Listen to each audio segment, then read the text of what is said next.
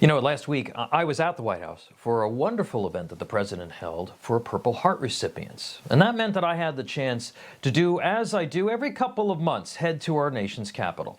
Washington, D.C. is the showplace of our nation. 27 million people visited Washington last year. And Donald Trump is right. It is important that D.C. be a model of successful urban planning and management. But under total Democratic Party rule for decades, it's been anything but. In the 1980s and 1990s, it was the murder capital of the U.S.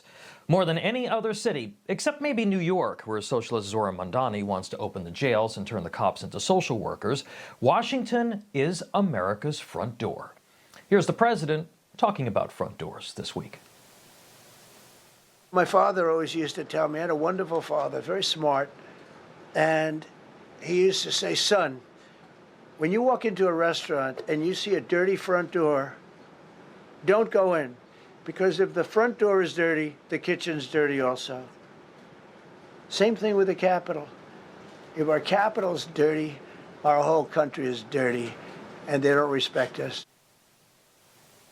It's true. To use another example, how many times have you gone into the bathroom at a restaurant that was filthy and wonder what the kitchen looked like? My D.C. experience last week confirmed much of what the president discussed as he announced a federal takeover of the Metropolitan Police Department, invoking Section 740 of the District of Columbia's Home Rule Act and deploying 800 National Guard troops to the nation's capital. Walking up 14th Street, not far from the White House and the monuments, the homeless and the mentally ill were on every block. In front of one of my favorite restaurants, a man was having a full-blown psychotic episode, and families were scrambling to get their children away from the perceived danger. There were also people still wearing masks on the sidewalk. Transgender pride flags hung from every light pole. And at a bus stop, a public service ad aimed at gay men reminding them to get tested for STDs. Welcome to our nation's capital, folks. There are a lot of reasons for this urban decay: the massive failure of welfare programs, the left's degradation of morality, the family and unaccountable public teachers unions, as well as the previous administration's open border policies and the abrogation long ago of involuntary confinement laws. Trump is taking a big risk getting involved in the management of Washington, D.C., but he's right to do it. You see, the president understands broken windows theory, put into practice perhaps most famously by Rudy Giuliani in New York in the 1990s. Graffiti isn't just graffiti. It's a sign of lawlessness. A dilapidated row house or an overgrown park isn't just another symbol of decay. It becomes a drug den or a place where gangs can congregate. When D.C.'s government spends millions on Black Lives Matter Plaza, but the city has a higher murder rate than Islamabad, Pakistan, and Bogota, Colombia. Those are facts, folks. Residents and businesses have less of a sense of community, less pride in their neighborhoods, and they're less willing to work toward positive change. When there is potentially institutional widespread falsification of crime statistics, underreporting or lack of reporting for the sake of propping up sunny rhetoric of Democrat politicians, which is happening in Washington and other Democrat-run cities, people simply feel abandoned in their own community.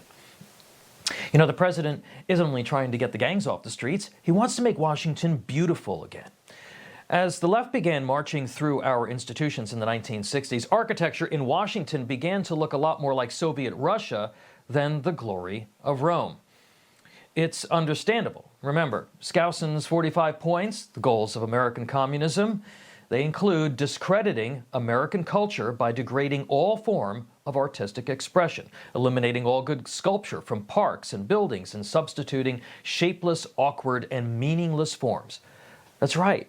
The left wants to promote ugliness, repulsive, meaningless art, and that goes for architecture as well.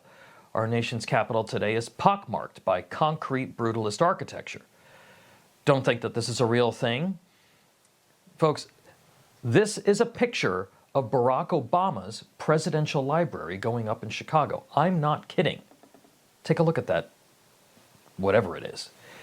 On Inauguration Day, in fact, President Trump signed an executive order that will mandate, quote, federal public buildings should be visually identifiable as civic buildings and respect regional, traditional, and classical architectural heritage in order to uplift the beauty of public spaces and ennoble the United States and our system of self-government.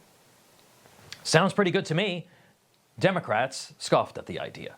The president's new privately funded East Wing ballroom at the White House will doubtlessly reflect the best traditions of federal-style architecture. While the left groans and laughs, but people should be surrounded by beauty and majesty, particularly when they come to Washington.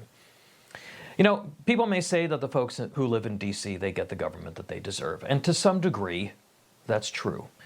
But the federal city has always been different from the very beginning of our republic. It should be an exemplar of our entire nation, its values and its optimism, its power, its success, and its significance. It is long past time one of its most famous residents, the President of the United States, stepped up to help. Way to go, President Trump, for being the one to try to do it.